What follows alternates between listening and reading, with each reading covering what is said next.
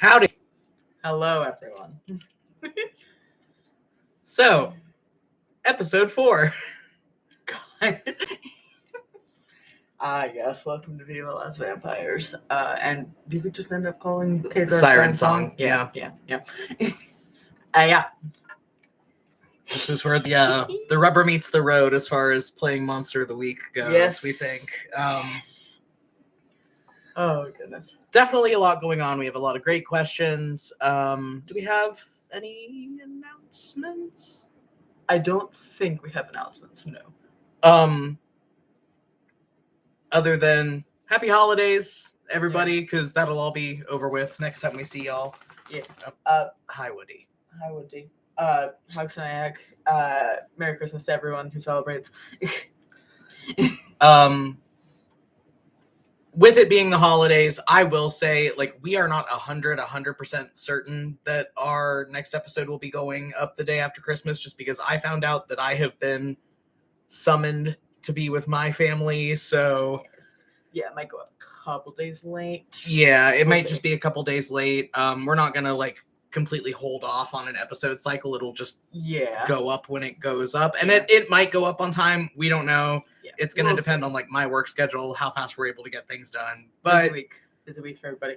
Yeah. But we're hoping to get it out on Monday. Okay. If not, we might get it out on the 31st at the latest, I would think. Yeah, because I have a lot of time off work, because that was the week that my wife and I requested to, actually have days off, which has not been a thing that has been happening lately, because I work in the service industry, so... Is what it is. Anyway, with that out of the way. Yeah, let's do playlist. Yes. Wow. First one was Birdsong by Florence and the Machine. That's a Bridget song, maybe. Bridget and Kay. Yeah, Bridget and Kay. We had it earmarked for both of them, which is why we wanted this to be the first time we hear it. It was for the found footage tying into that first scene. Yes. Wow. Oh, hello. Our computer just froze. Hold on. Oop. It's just Firefox. I hope. Oh yeah, it is, because the mouse is moving. Anyway. Okay. Waiting for the There we go. Here we go. Okay. Yeah, just the first verse. Well, I didn't tell anyone, but a bird flew by, saw what I'd done. He set up a nest outside, and he sang about what I'd become. He sang so loud, sang so clear. I was afraid all the neighbors would hear, so I invited him in just to reason with him. I promised I wouldn't do it again. And then, a lot about killing the bird. And yeah. I couldn't scream and I couldn't shout. The song was coming from my mouth. Followed by increased musical derangement until the end of the song. Love early Florence. Ooh. Love early Florence. Love current Florence, but early Florence just hits. Ooh. And we get into the meat of Bridget O'Connell. Figurative meat. She is a ghost, but... Yeah. It's very analogous to old Florence in just that, what if we let a bunch of owls loose in a wind chime store? Oh, no!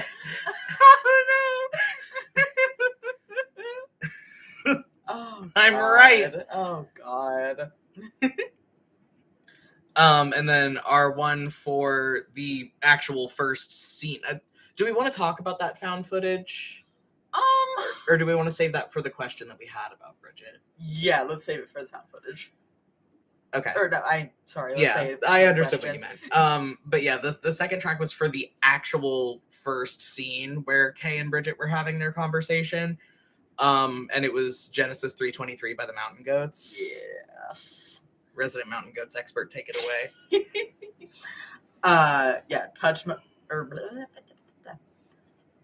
Keep my ears open for cars, see how the people here live now, hope that they're better at it than I was. I used to live here.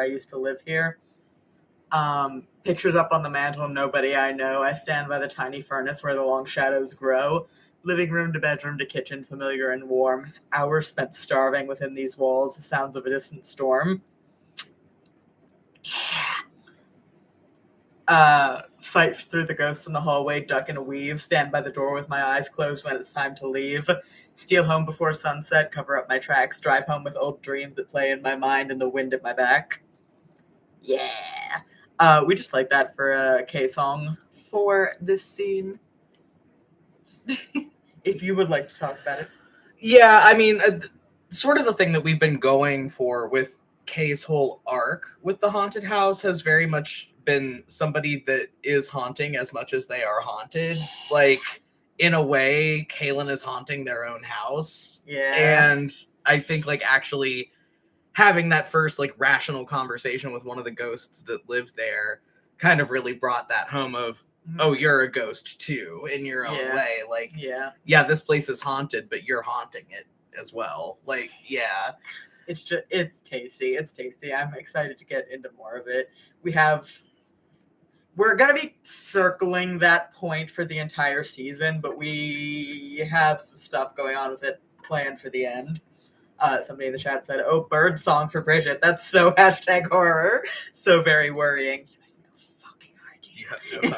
You have no fucking idea. The O'Connell family is something. A lot. There's something. Yeah. Deeply haunted family. Haunted family. Family's haunted. Yeah.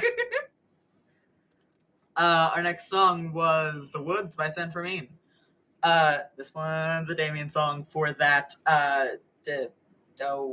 Not flashback. The thing that the saw, unreality sequence. yes. I guess I would say. Yeah, that unreality that wasn't really unreality. Yeah, that whole thing. Yeah. The thing with the mean English teacher. Yeah. The chorus of "I was a boy and I was good, but there are witches in these woods." The nights are lovely, dark and deep, but I'll appear when you're asleep. You'll wake up with a sudden heart, mouth and nose all full of dirt. Yeah, I'm still buried in the mud, skin and bones and brains and blood. Yeah. Which, like, that has tie-ins to K, too, which I think is very fun. Like, yeah. It was tasty. Yeah, that whole thing, that was a surprise tool that will help. It won't help us later. It won't help us later. That will harm us later. Yeah, that was a surprise tool that will harm us later. That whole sequence was. Oh, goodness. Checking the mic. Sorry, I just gotta adjust. There we go. Yeah, yikes. Yeah. That is a surprise tool. Oh, somebody in the chat. Oh, hold on. We switched tabs. Somebody in the chat said, "I know what you're doing." I know this foreshadowing. Do you? Do you? Do you really? Do you? Oh, goodness. Next one was "I Hate Everybody" by Halsey, and that was for the initial scene where we first met Lola. Yeah. Oh, goodness. Just oh my god. I know I've got a tendency to exaggerate what I'm seeing, and I know that it's unfair of me to make a memory out of a feeling. It's because I notice every single thing that's ever happening in the moment, and I don't know why it's consuming me, because honestly, all I know is infatuation's observation with a cause, but none of it is love. So while I'm waiting for it, I hate everybody. Well, then why can't I go home without somebody? And really, I could fall in love with anybody who don't want me, so I just keep saying I hate everybody, but maybe I don't. Yeah. It was schmoopy. It was schmoopy. Like, yeah. I've been referring to that scene in my head as a meat cringe. Yeah. The whatever the opposite of a meat cute is. Yeah. A meat cringe. Oof. A meat yikes. God. And it's like Kay's been just like raw dogging 3 days of unceasing uncertainty, trauma, being upset. And then it's just, oh, pretty person. Pretty. Uh-oh. Time to just sit down and let all this crash down on top of me in a very socially acceptable way. Yeah. Oh, goodness. R.I.P. Kaylin O'Connell. You did your best. Oh, jeez. Next one was... Oh, it was the interlude song. It was the interlude song. Yeah. It's more aesthetic than anything else. It's fun. We were trying to come up with a funky vampire song to use for the title for this one. Fun, yeah. And my first pitch was "I'm a Sucker for You" by the Jonas Brothers. We ended up not like that. And then I was like, that doesn't really work. How about Vampire Money by My Chem? And we were both just like, ooh, Vampire Money smacks as an episode name. Like, Jackalope Lady just really likes My Chemical Romance. Well, which, like, she's so based off of the character of Dr. Death from True Lives of the Fabulous Killjoys that, like, you know, there was really no way to avoid that. Yeah. Like, you know, like, our very first soundtrack song was Dr. Death's opening monologue, like, from that album. Yeah. Which we'll see more of that as the season goes on and the Jackalope gets a little more unhinged than it already is. Yeah, but yeah, she is very much based off of Dr. Death as a character from True Lives of the Fabulous Killjoys. Oh, goodness. And then after that, we had Drinking Song for the Socially Anxious by The Amazing Devil. I love this one. It was really good. For Kay and Lola's Coffee Baked. It's just cute. It's just cute. What do we quote from here? It's up here. Just cute. Okay. Because though my jokes are my armor and my kindness is my sword, the party swirls around me in a dress I can't afford, and I do my best to breathe, but they're stealing all the air. And the hum from the fridge will sing me soft little vigils as all my steps too far keep saying, this is who you are. I should go home. I'm not lonely. I just like being on my own. And then towards the end of the song, it morphs into sort of like a lonely together thing. Let me find it.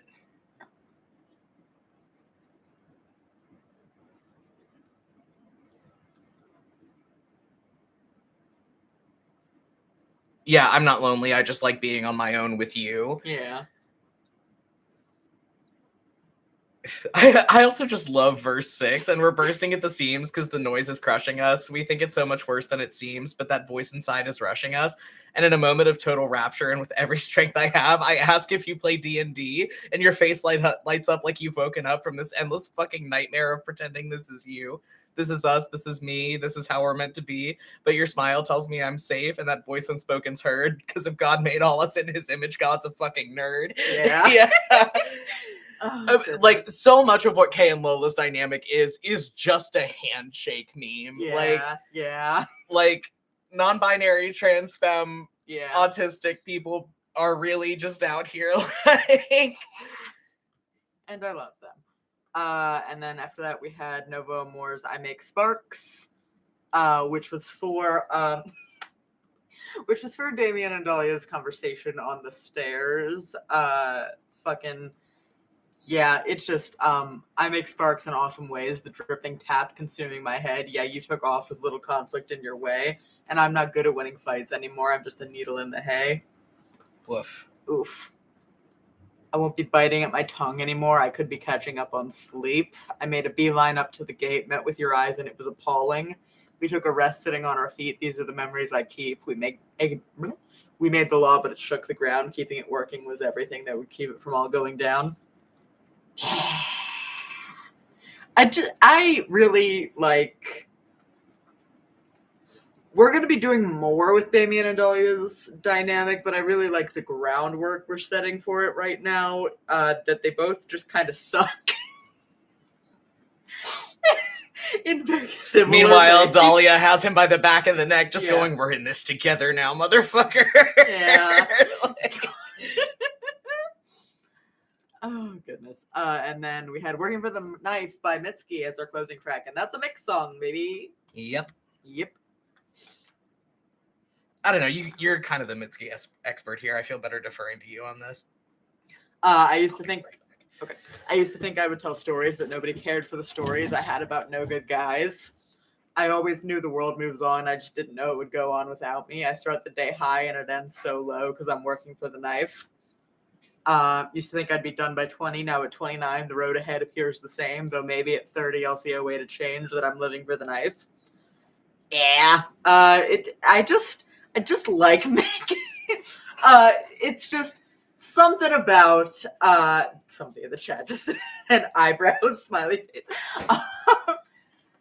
It's just something about this awful immortal man who is doing. He's really best. not that awful. He's not that like, awful. Yeah, but he stinks. He has a best. stinky aura. He has a like, stinky aura about him.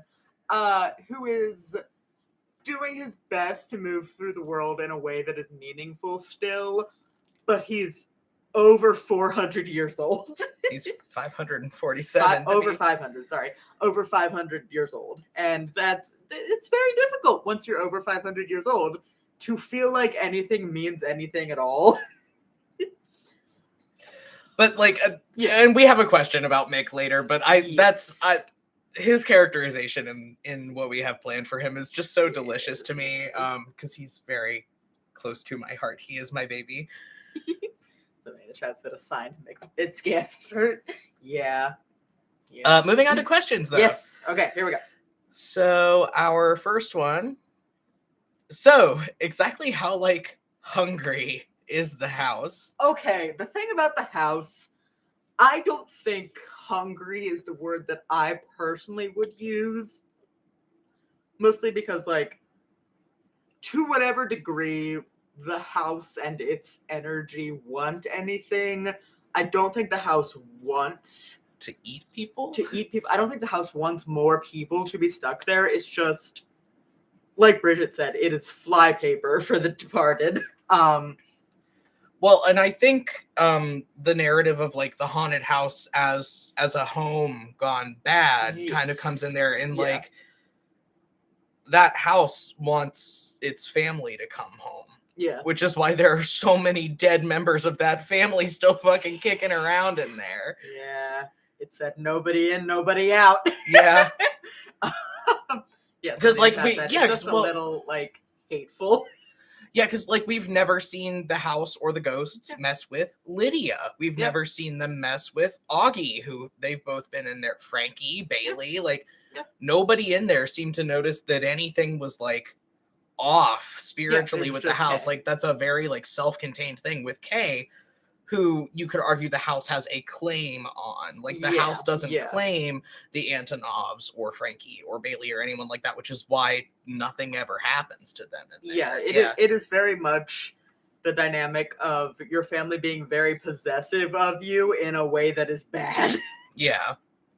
And protective in a way that is sometimes bad. Sometimes also bad. Yeah. Yeah, like not always, but sometimes. Not always, but yeah.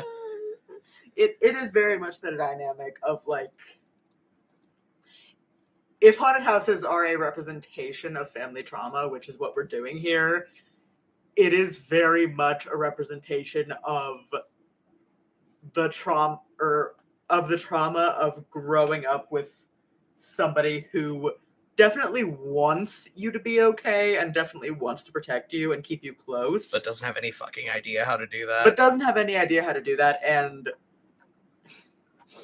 And the way they go about it, they don't know how to go about it in a healthy way, and they don't necessarily do it in a way that is good for you.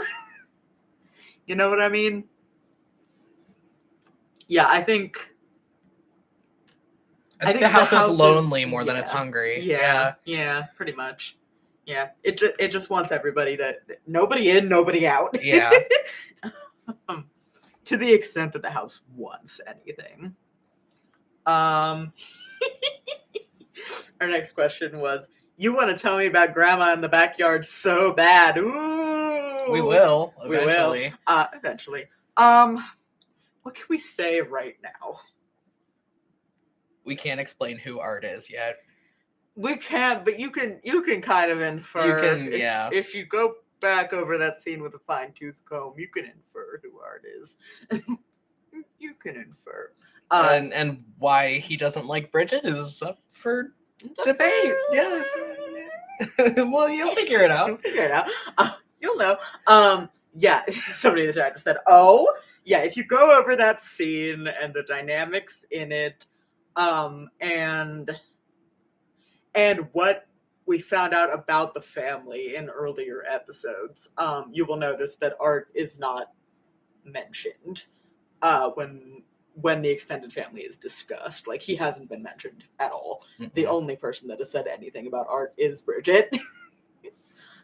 So you can make some inferences. We're not going to tell you whether those inferences are correct yet. You can make them for sure. Oh goodness, but Nothing good in the backyard, though. Nothing good in the backyard. Nothing good in the bathroom, nothing good in the backyard. That's the two things about this house you gotta know.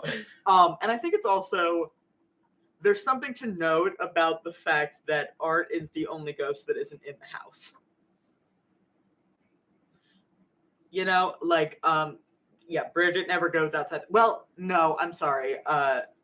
Their Uncle Damien is outside of the house, but is still On the in porch. contact with it. Mhm. Yeah, is Because on the he was porch literally and is like in leaning contact. against the wall. Exactly.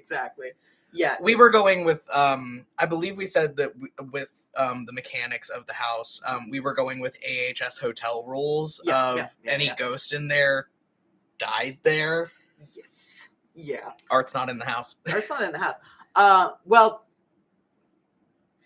not quite anybody who died or anybody who was in the house died there. It's complicated, but yeah, it is.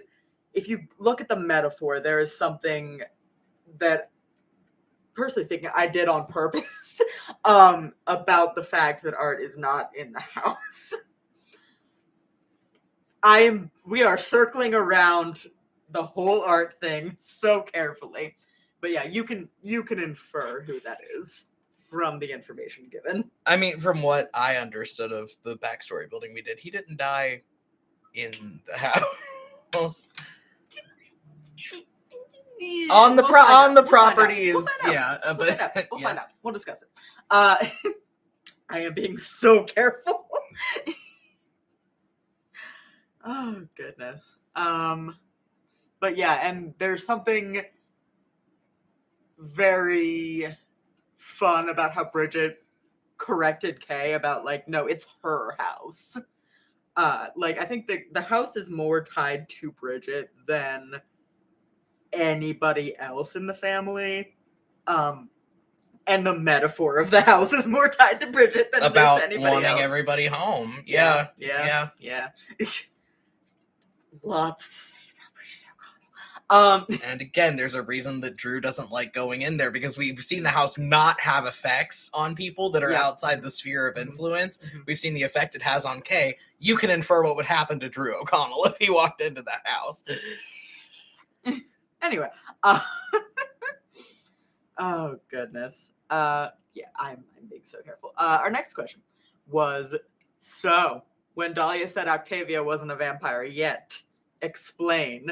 Is this a world building thing about vampires? Because of what Michael said. No, it's a Mick thing. It's a Mick thing. It's, I think, character building more than it is world building. The fact of the matter is that Octavia is still a high school student.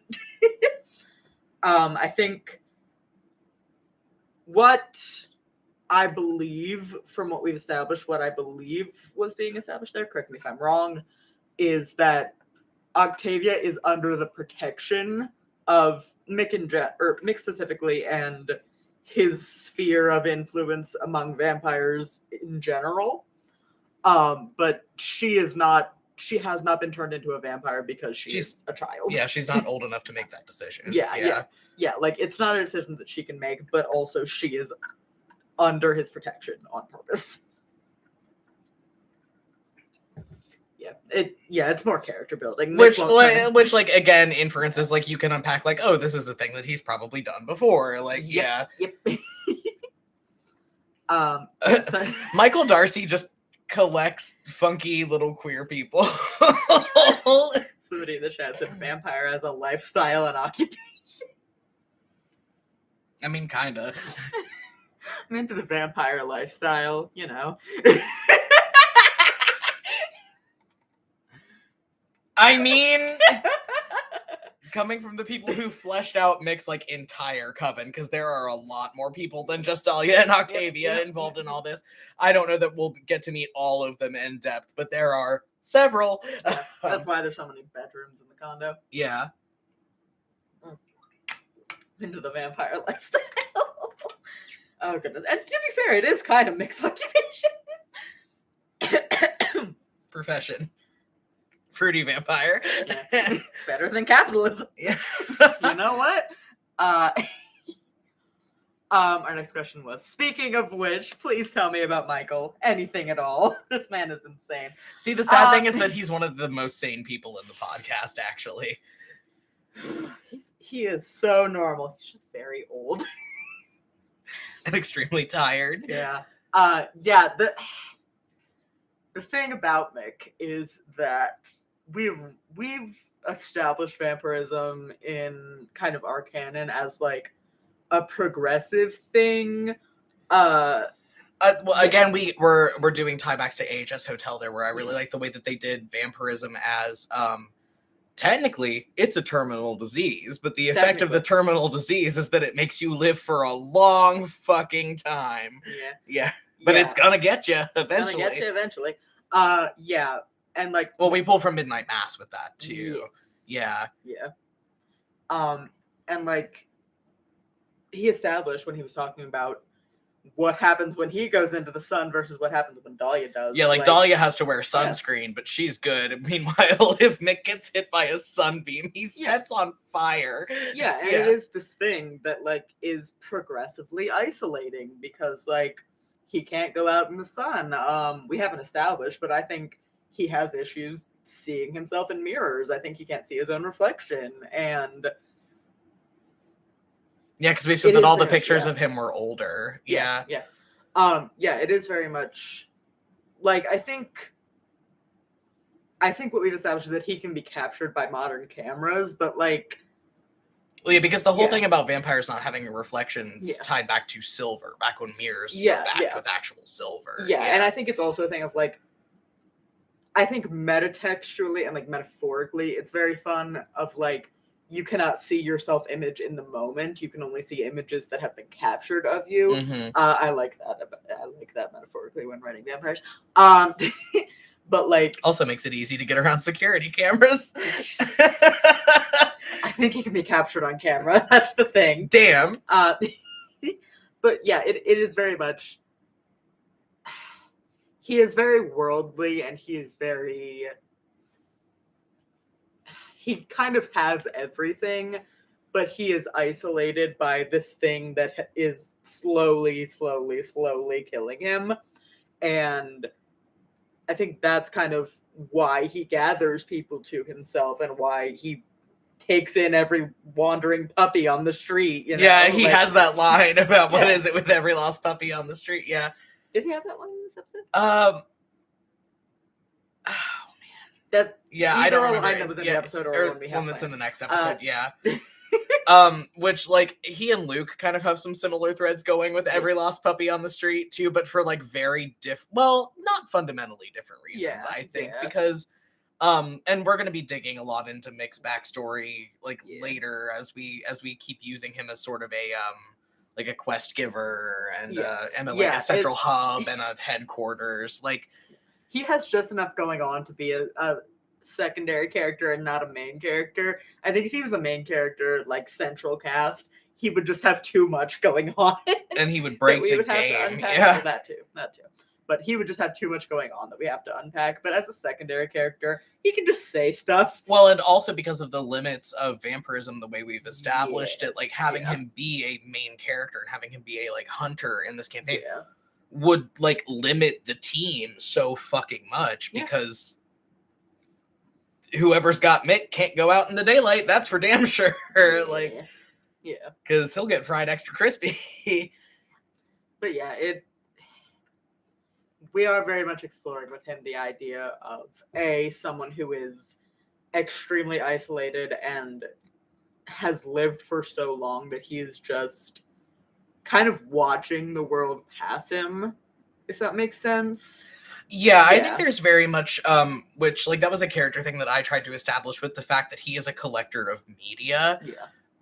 Because media in its way is also immortal. Like, I think Michael feels very much at this point in his afterlife like a dragonfly in amber, just kind of sitting there, watching everything pass by, just preserved, but at this point he can't really change. He doesn't really have the option. And I think it also comes off as like his way of staying involved in the world as much as he can. Mm-hmm. Well, because he was watching like a Real Housewives episode when they met him. Yeah, it is very much. He has issues with being able to actually interact with and change the world, but like he is trying really hard to stay involved and stay connected, and I think that's fascinating.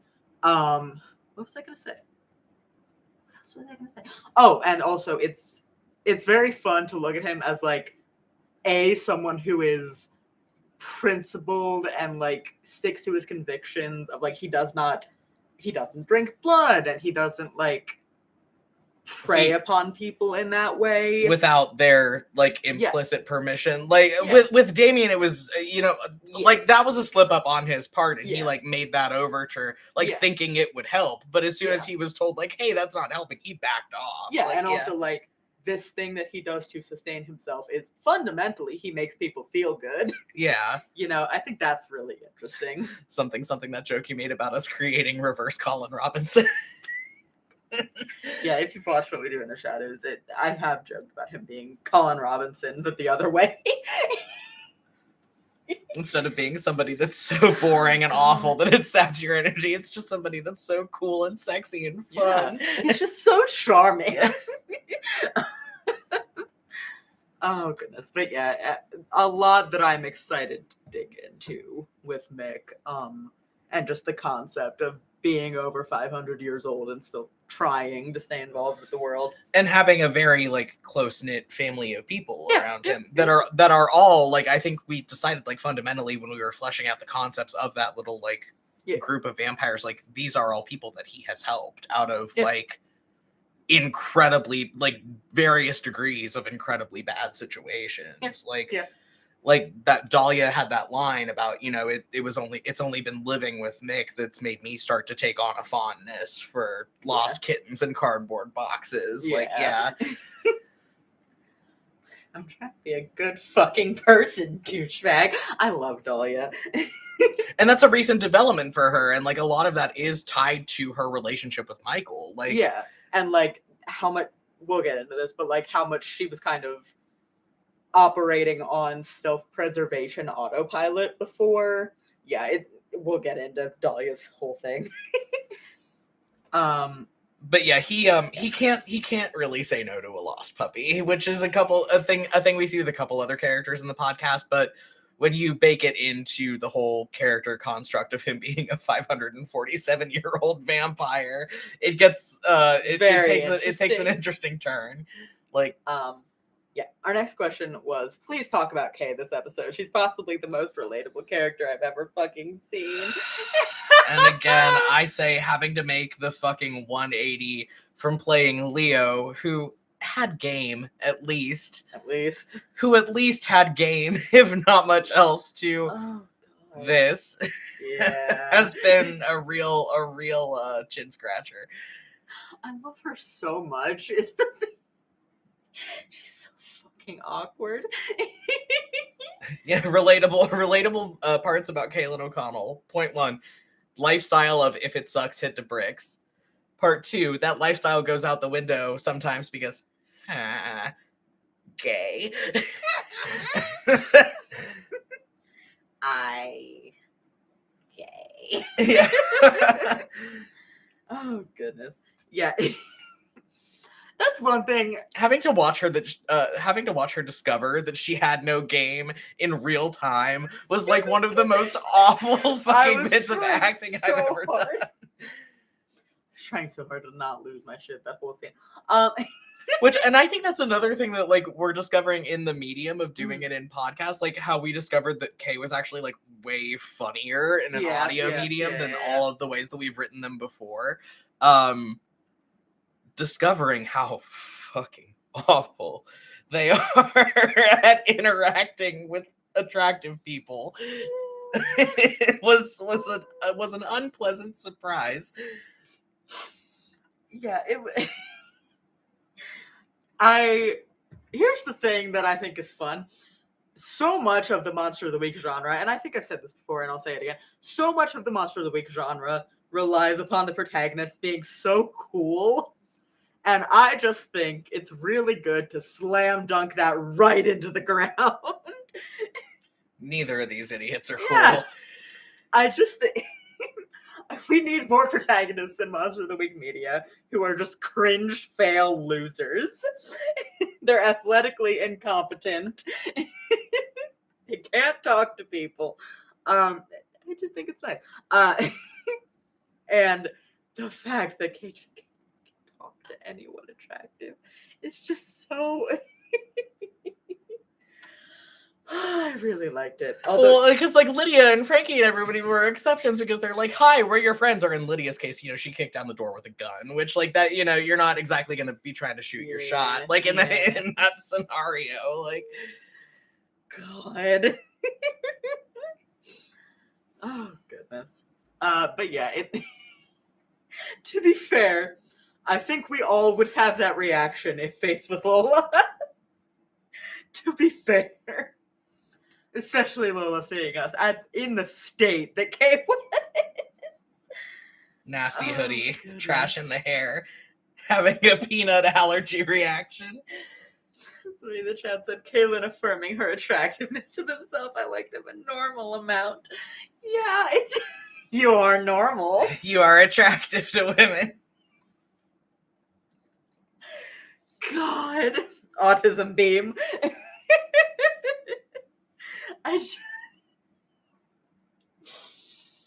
You are worthy of genuine human connection. Yeah. I think there is something that we will be exploring and that we've been kind of touching on so far of like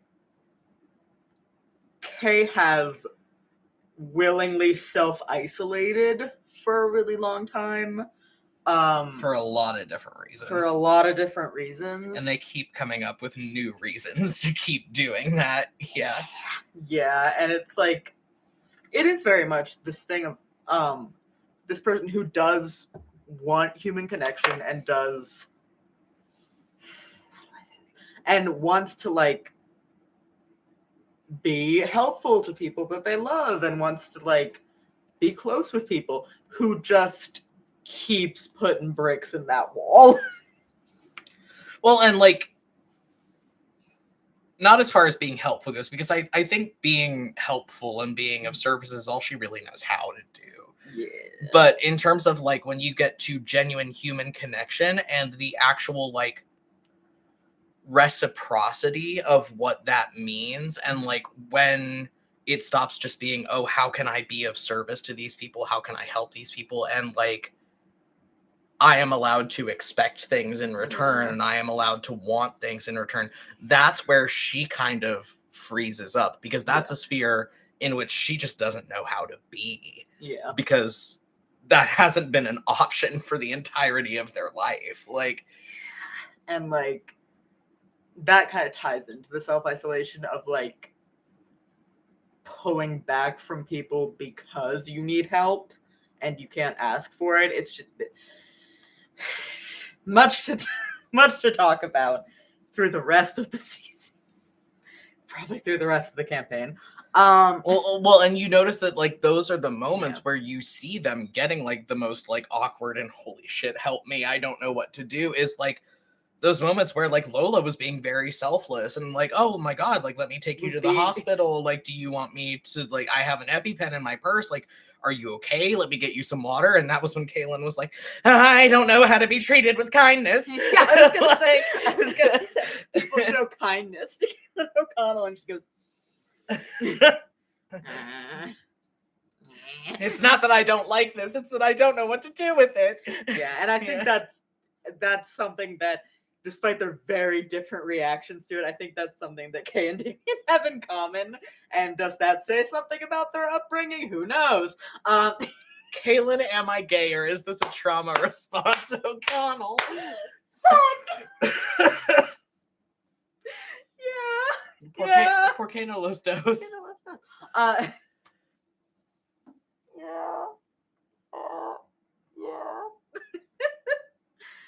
Oh goodness. Our next question was, so Lola, Lola sensing not only the supernatural, but also the undead. Ooh. It's not specifically the undead. Lola's just really Yeah. smart and has really good deductive skills. And this is her hobby. Yeah. We're gonna be getting into Lola. Can we say what her playbook is? Yeah, sure. Lola's the Searcher playbook in Monster of the Week. Is it Searcher or Seeker? I can't remember. Hang on a minute. There's a sheet somewhere. It's It's on the table. yeah. Sorry. I couldn't remember if it was the Searcher or the Seeker. Searcher. Okay. Which is all about, like, there are a couple classes that are about, like, gaining knowledge of the supernatural, but, like, it's very like Agent Mulder kind of like like the truth is out there. Yeah. Somebody in the chat said Lola is just the coolest and smartest and hottest character. This is true. Hold back on that cool for a little bit. Well, smartest and hottest, yes, I'll give you that. Hold they're back. cool until they try to have social skills. Which we've been discovering, which I wasn't expecting. No, because cool. Lola was a character concept that we talked about, like playing like this kind of universe as a home game for adapted for 5e. Yeah, forever ago. Lola was my wife's character. Yeah. Lola was a character that Chels conceptualized that we changed a few things about as we put her in here. But she was way cooler when Chels played her. She was way cooler, and we changed a couple things about them, and the thing is, they are, like, kind of effortlessly cool, except interpersonally, as we're discovering. Because, like, as I've been playing her, she's just not good at talking to people, but people forgive it because she is kind of effortlessly charming. So, like, watching them and Kay try to talk to each other was just like, that's why I cannot explain to you all how much recording those scenes was, like, on a level painful, because we were both just sitting here with, like, secondhand embarrassment for both of these characters. Like, oh my god, you two have so much in common, this is awful. Yeah, just pulling out the notepad. So how long have you been undead? And just, like, her talking about, yeah, I know I come off as blunt. Like, that is something. Autism beam for both of them. Yeah. I made a joke while we were recording this latest episode about, like, this is what happens when hyper empathetic autistic and low empathetic autistic meet, and they do not have the levels of social skills that you would initially assume. Which is super funny because, like, when you think about, like, Al and I as people, it's at, like, the empathy scale, like, totally fucking flipped between Kay and Lola. Because I'm, like, super low empathy, and Al will start crying if you look upset. Like, it's not great. But yeah, it's very much, I have discovered through playing Lola that they get so hyper-focused on supernatural stuff that they just forget to like consider people's feelings. Hence, so how long have you been undead? Yeah. They forget that some of the things that they say can trigger feelings in other people. And you know what? She's valid. But yeah, she is effortlessly charming and cool, though, which is very much... although she doesn't have a really high cool score. I think she has a 0 to cool, much like Kay. Kay has -1 to cool, baby. Yes, yeah. Yep. That's why I can't act under pressure. Somebody in the chat said, Lola's cool when you meet her in a bar and hear heaven's bells, but then that cool gets twisted and turned into being very obviously on the spectrum. My beloved, yeah. Lola seems cool from 5 feet away, and then they open their mouth. I think they're cool in situations where they are not trying to get information. They're cool until you bring up, hey, have you ever seen that show Ghost Hunters? And then they go on a 2-hour until you bring up anything that is a special interest, they are very cool. They go on a 2-hour deconstruction of Zach Bagans' character. Oh god. Yeah. Oh goodness. Yeah, I think there's a lot illustrated by the fact that on her sheet she has, I believe, 0 to cool and max sharp. Yeah. Oh goodness, I love Lola. 0 to cool and Max Sharp meets -1 to cool and Max Weird. What will they do? Yeah. Yes, hopefully. But yeah, we're gonna be seeing a lot more of Lola. She is a central cast member, and we're gonna be unpacking some things about Lola. The fact that she has kind of a sense of the weird things going on is something that will be discussed later. I don't know if we're gonna get to the exposition of it this arc. Even this season, really. Yeah, we'll probably get to like basic exposition of what her deal is this season, but I don't know if it's gonna happen this arc. If it is, probably like near the end. We're planning 3 episodes for this arc, and this was episode 1, and the next one is episode 2. So, yeah, lots to be unpacked about Lola and her sense of the supernatural. Our next question was all caps. Hey gays, that cutaway scene, Lydia. Okay, so this is something interesting. So we've said that Kay uses the spooky playbook. One of her moves is at the beginning of a mystery, you roll for a premonition. So you roll plus weird, which I have max. And yet failed this roll. And yet failed so bad. Yeah, I failed so bad. Yeah, if you had succeeded, when you succeed on a premonition roll, you get to hold points. You get to hold points, and you get to see a vision of things to come that you can change, and then you can get better outcomes from. And then Barry failed, and then it was a bad roll. So, as I said in the episode, if you fail on a premonition roll, you get a vision of something bad that is going to happen to you. To you specifically, yeah. Yes. And I get to hold points against Kay to make that happen. Make that happen. But yeah, that was very much. That is a scene that we will see in not the episode coming up for you guys, but the next episode that we record.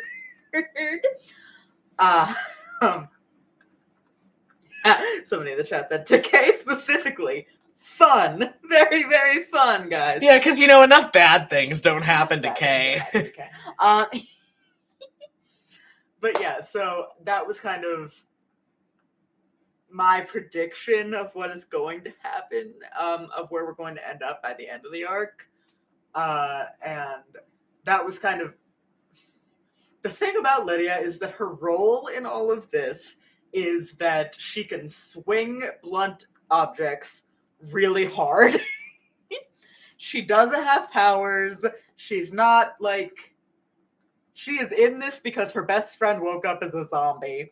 So she has her shotgun and she has her self-defense training and her upper arm strength, and that's all she's got.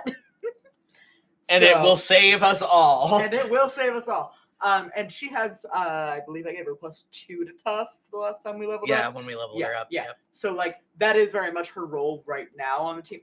Probably for the rest of the series on the team, looking at who else we have coming in. But, Wimps. We have Wimps coming in. We have, Lydia's our tank. Yeah. Lydia's our tank. So, it was very... I wanted to get in the impression that she was going to be involved, and I wanted to get in the impression that, she is going to be helping them fight the monster that is coming up. And because I had to have something bad happen to Kay in that scene, or in that premonition, I did lampshade a head injury. And we'll see how we get there, but it has to come to pass. I'll tell you what, it is not the wildest fixed point in time that we've come up with for this arc. We've come up with a much wilder fixed point in time for this arc, and the way we get there is going to be fun too. We're playing around with the narrative in a way that I find very fun. Yeah, namely in that we just pull wild shit and then figure out how we're going to get there. Yeah. In these arcs specifically, we are doing that. Well, because with campaign 1, it wasn't so much let's have this fucking wild thing and then construct the journey along the way. It was here is point, point alpha, here is point omega, and like here are all the waypoints we need to hit on this like greater narrative arc. And then what we're doing with Monster of the Week, with it being so much of a more episodic styled game, is like, let's come up with the most batshit thing you can think of and figure out how we're gonna get there. Oh god. Oh goodness. Yeah. Open question time for our last 10 minutes.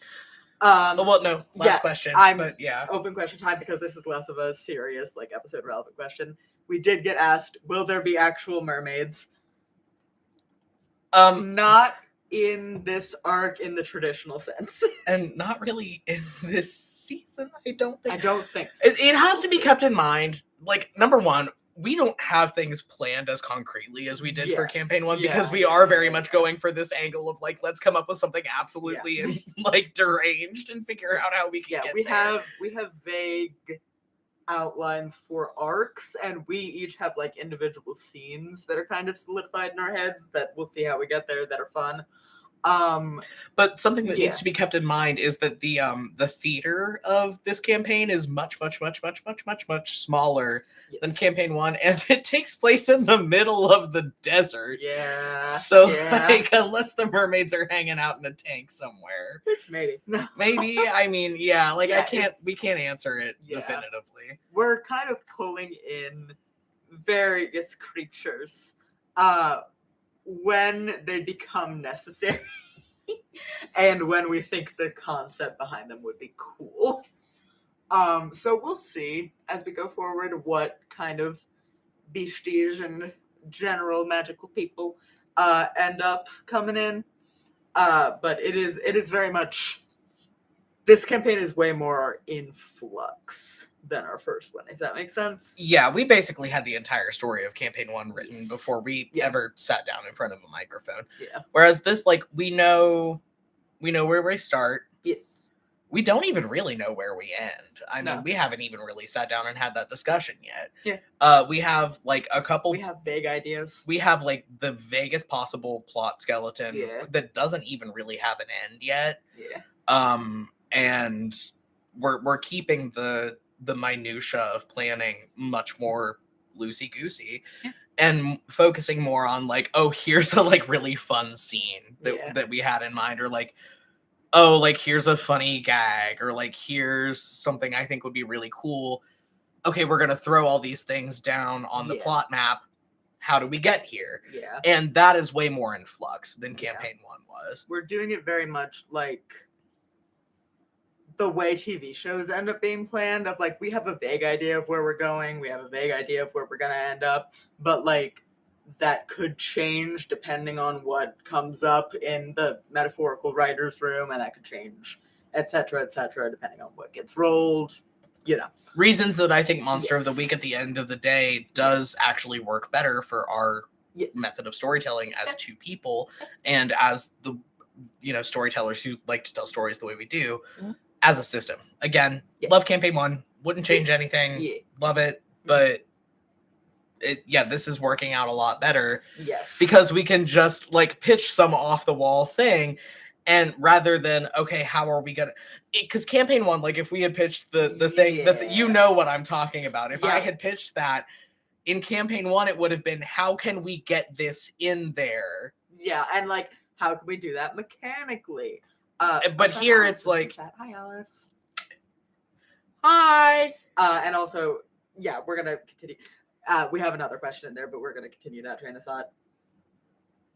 No, we're not. We got lost. No, but like I was saying, like that question would have been with the thing that we're talking about, how in campaign 1, like how can we get this in there with our very rigid plot skeleton, and like how can we make it happen mechanically? Whereas with this system, it's now like we have this fun little bit of spaghetti that we just threw at the wall, and it's stuck, and we'll see. So let's see how we get there. You will see next episode. And also, we'll talk about this next Q&A, but we have a fun narrative thing that we're doing with this arc, with the later 2 episodes on Damien's side, that is that we couldn't have really done last campaign. That is very fun. We had another question in chat. Talk about Damien's little high school classroom thing a little bit. Like, wasn't that a bit specific? It was incredibly specific. It was incredibly actually. specific. It was, what I'll say, it was not a flashback. Which you can kind of infer because it didn't. It didn't have the flashback reel under it. Yeah. Again, sound editing high. Yeah, there are certain moments where we will be taken out of reality and into out of reality, or taken out of the current media lens, and into other places. That is not necessarily a flashback, and that was what happened with Damien. It's I'm trying to figure out how to say this.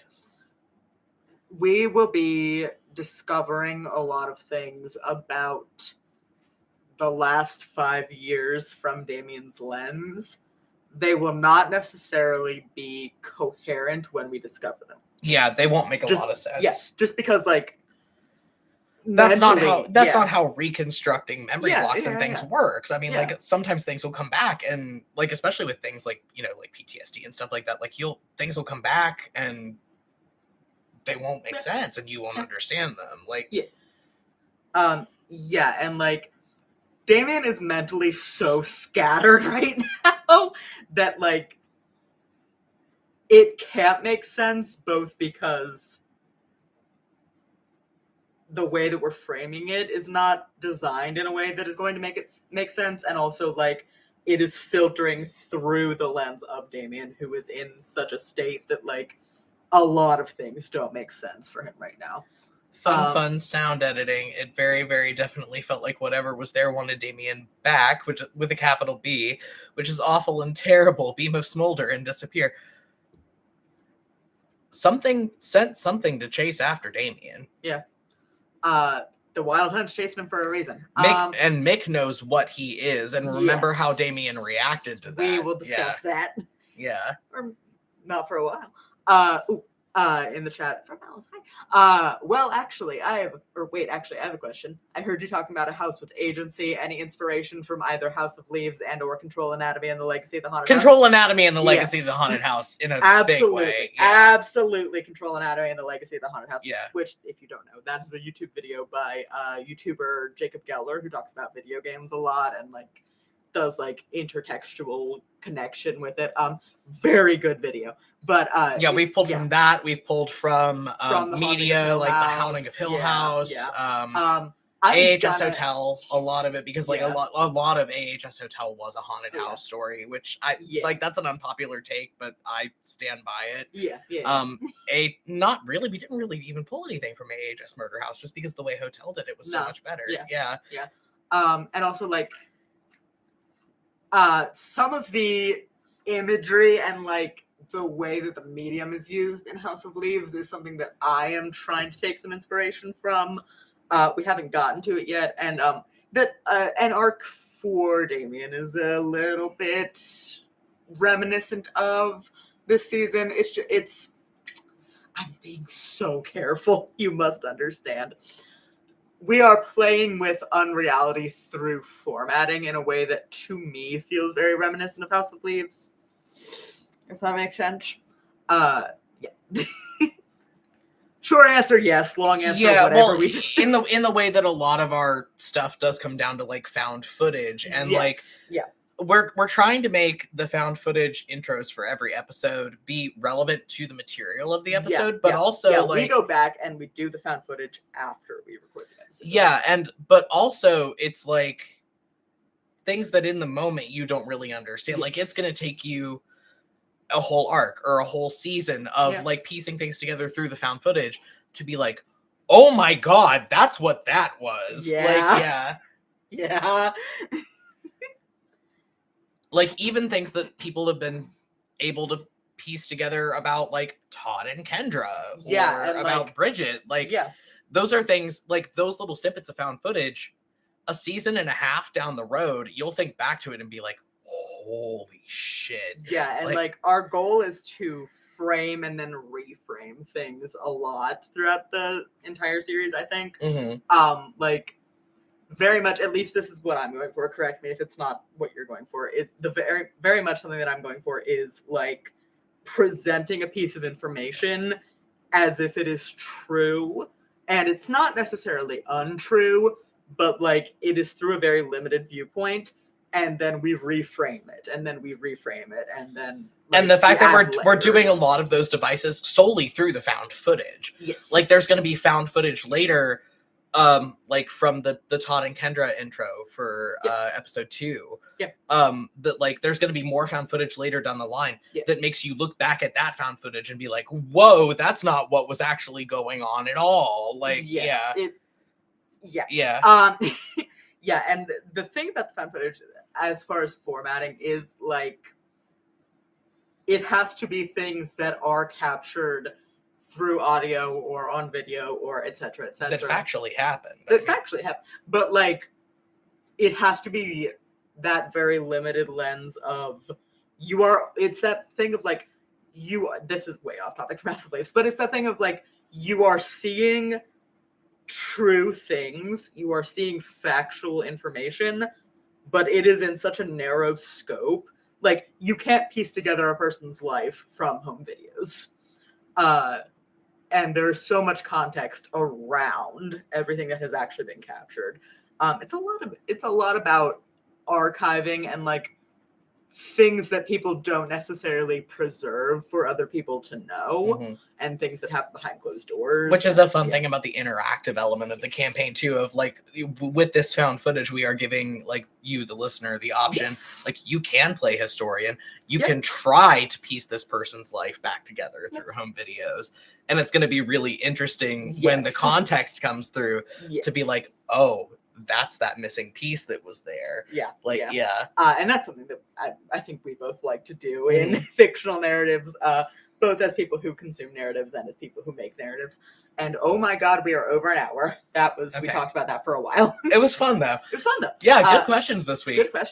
Very good. Again, we'll see what happens with the next episode's release date. It's the holidays, everything's a little bit wibbly wobbly. We're gonna do our best.